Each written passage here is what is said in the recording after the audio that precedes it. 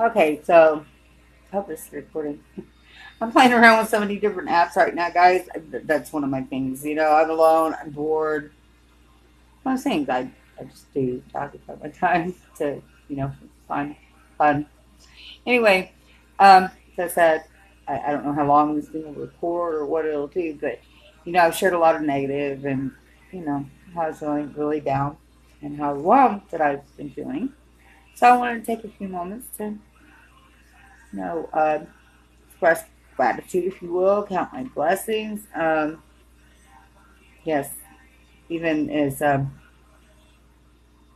horrible overall as things are for me, I have found some since the last time I spoke to you all.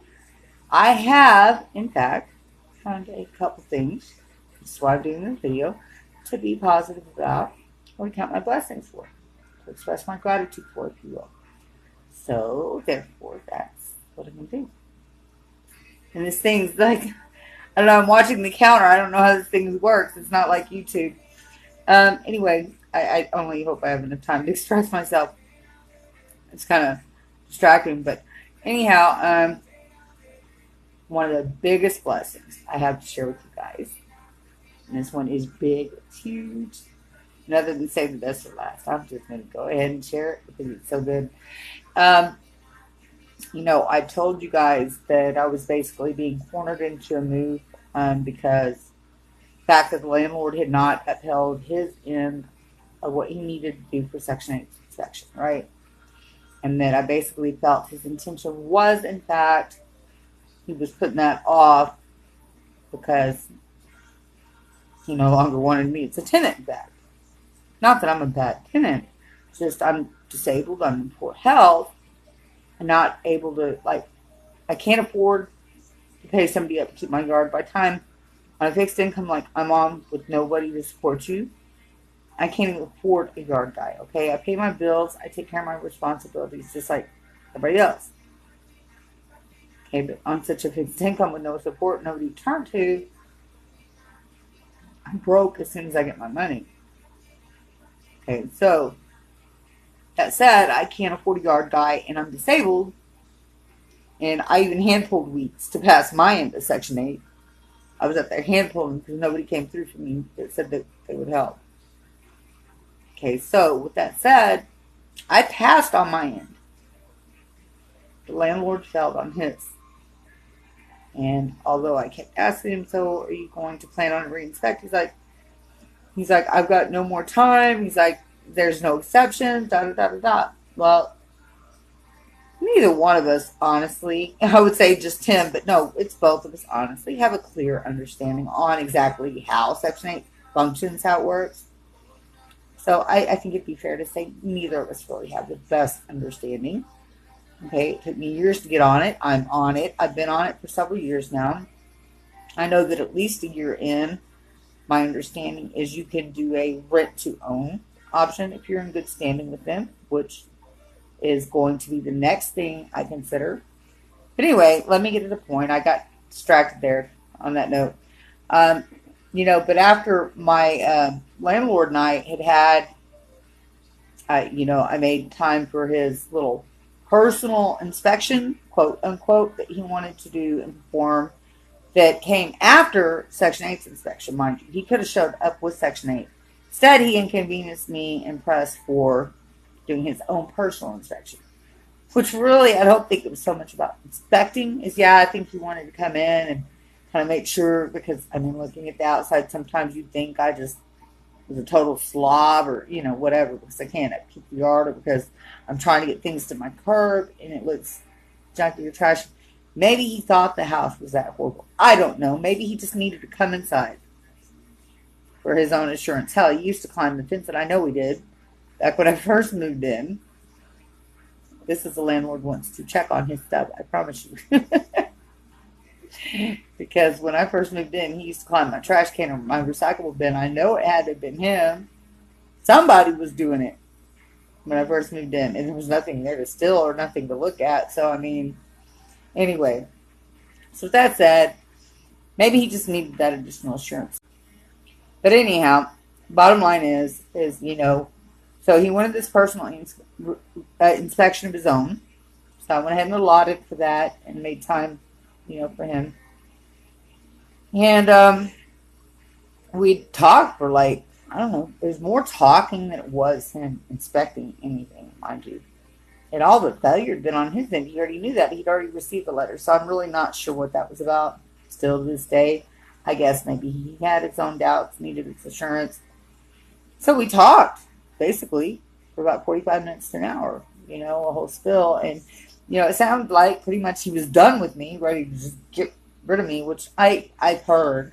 My daughter and her boyfriend do work for a lady who rents out properties to a lot of Section 8 tenants. A lot of Section 8 tenants are bad, and a lot of Section 8 tenants get bad raps. I'm sure you've seen all across the internet the horror stories of these poor landlords with, oh my God, my Section 8 tenant did this. And, well, I'm not that tenant. Like, for one, I respect other people's property more than that.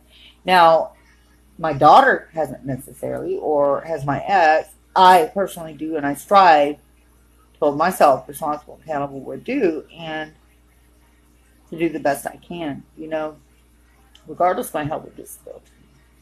It's about respecting another person. So, but even I am not perfect, But anyway, my landlord and I had a lengthy conversation. He reminded me he's not charity. God forbid. He's hardly compassionate, much less charity. How well I know.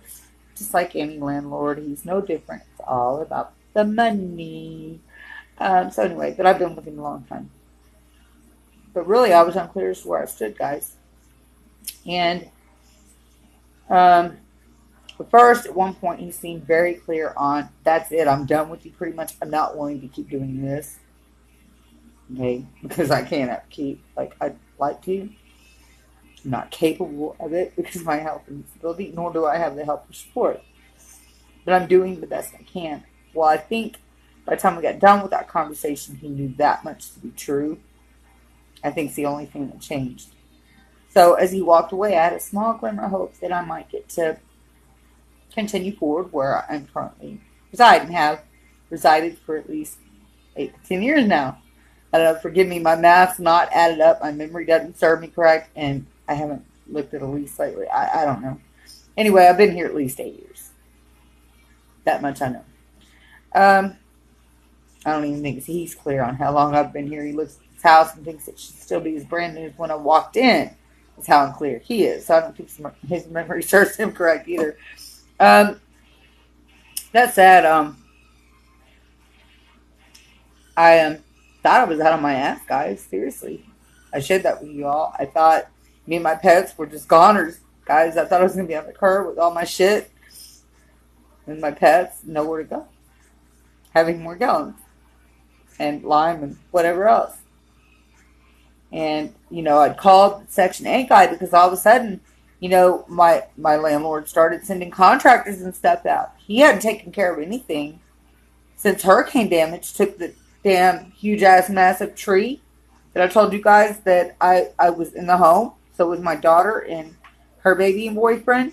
When that happened, when that tree went down and it clipped the roof, he has not done and had not done any of those repairs. That's why I felt I was being intentionally cornered into move. He hadn't done that, done anything to do with the fence that it helped take out part of, and that the dollar store truck took out part of.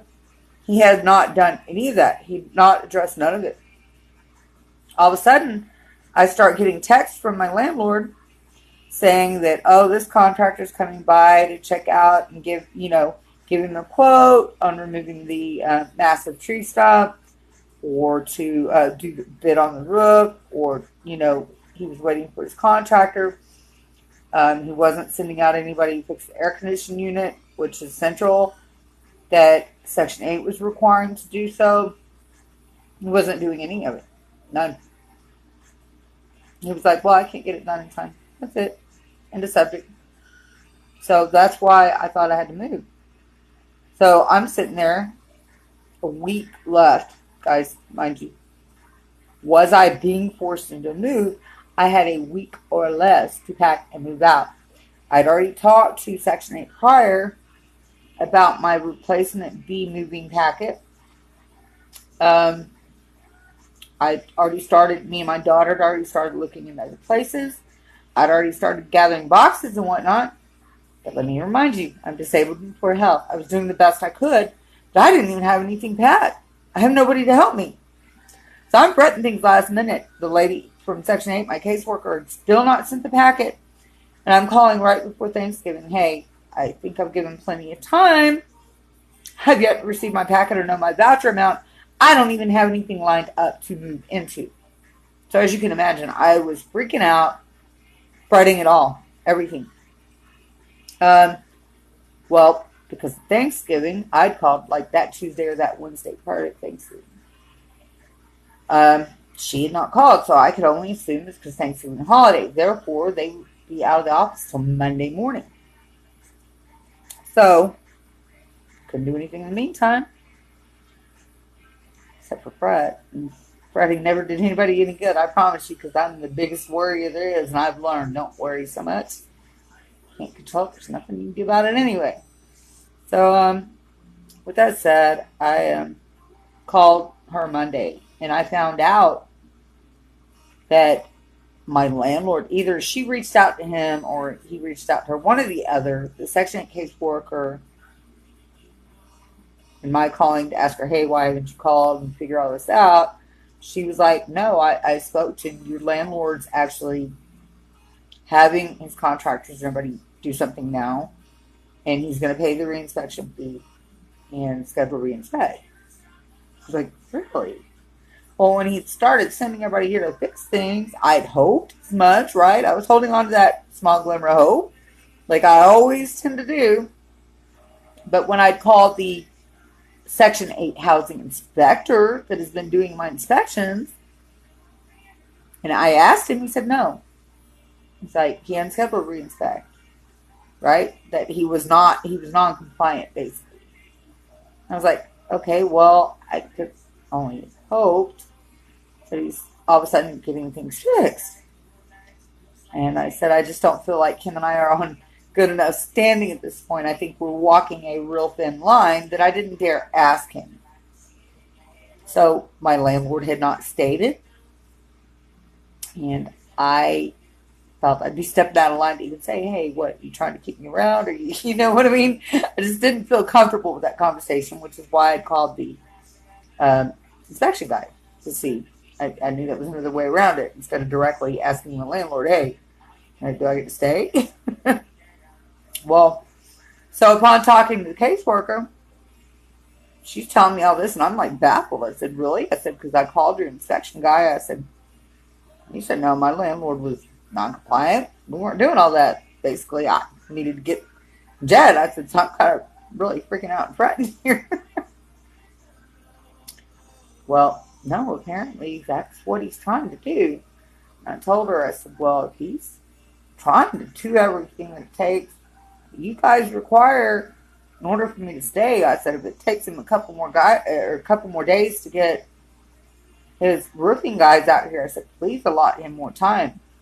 Because I've been such a long-standing, tenant. But at this point, I don't want to have to uproot and start over.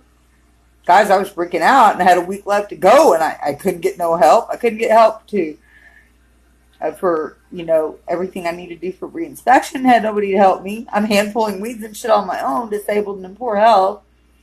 So what made me think I was possibly going to have any help moving?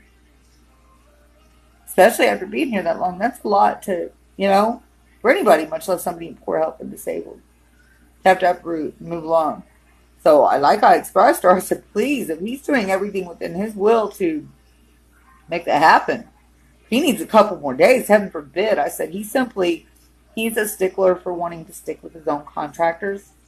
Been that way since day one. He's always been that way. So he was waiting on one particular, although he could have found somebody sooner that would have done it probably cheaper and got it done quicker. He's a real stickler for sticking with his guys. That's just who he is. So that was upholding a lot on him completing his end. The roof was the main thing because his contractor wouldn't be able to do it till a certain point. I guess they're really booked up. So I told her, I said, please, if you can buy him a couple more days, please do.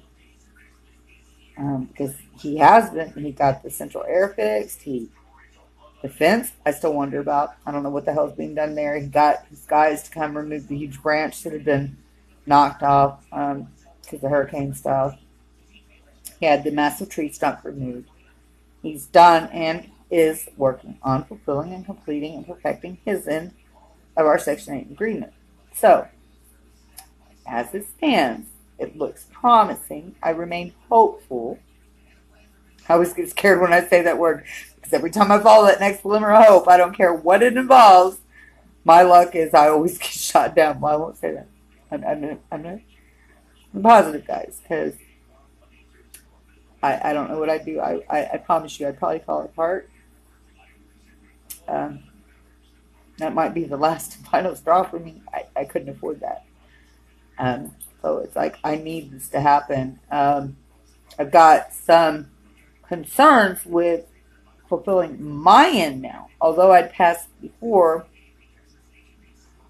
having no one to do my yard and finding it difficult to do myself because of my disability, my health. I may have to handle some weeds again. But his roofing guys just got done. So what that means to me is he's probably, because he's concerned about his rent, he has not got his rent check from Section 8 this month. Okay, so he's already fretting. I can promise you, guarantee he's fretting it. So that's probably why he was expediting things with his roofing guys. Now that they're done, he's probably already made the call for reinspect. Okay, now that he's got the central air units fixed, I have window units in, guys. And you're supposed to have, okay, when you got central air, those windows should be closed with good screens on them. Already in place by the time the inspection guy gets here. Well, I don't have somebody to help me even remove them, and I can't because of my back disability. I would very seriously hurt myself trying. So that's a concern. Plus, I've been contending with roaches here and there. That's kind of an ongoing thing. And I can only hope they run and hide when the inspector guy gets here. Let's see, there was something else that needed addressed there smoke detectors. Although that's actually on the landlord's side to contend with, my daughter and her boyfriend had gotten these smoke detectors because they're now required in additional rooms. I forget what he said, but I know that we have one in the main area, our living room area / kitchen. The main area, there's one already and has been for years. Now they're requiring you to have additional, and I'm in a small 3-bedroom. They're requiring me to have 2 more smoke detectors. So we got the smoke detectors, but I have nobody to install them. And I don't know when my daughter and boyfriend are coming. It's been like that a lot lately. They were coming rather frequently. And here lately, I don't know what's up with all that. It's like once a month or less. So I don't know. So I have nobody to install them. So unless I reach out to the landlord, have him get, because that is on his end anyway, to do before reinspect. So got a few things to concern. I'm sure there was probably 1 or 2 other items on my list that I forgot to mention, but I know those are my main ones. I got to do a little house cleanup, straighten up, of course. I try to do the best I can every day. But I do have pets and myself to care for as well. Those are everyday challenges already, given my disability and my health. So I do every day, additionally, what I can to work towards that goal and common denominator. That is one thing too. Next on my agenda is if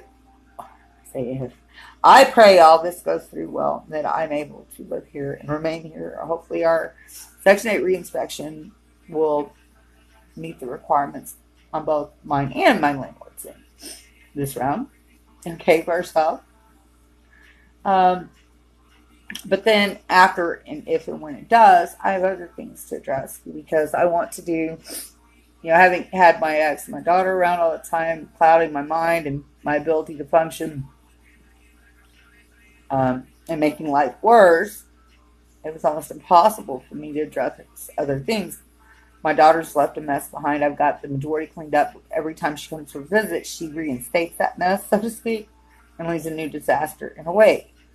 So, because she's not doing and has had plenty of time to remove her belongings since she no longer lives here and hasn't. She hasn't cleaned up her stuff. She has not packed or gotten rid of any of her stuff. So, although I'd had most of it cleaned up, her re-wrecking things every time and not having done that, I've got to address her stuff and the baby's room, which is also really her priority, not mine. Because the only reason that's supposed to be the grandkid room, but because she was living with me at one point, having had her newborn daughter here, I still have some of that left behind. I did what I could on my own,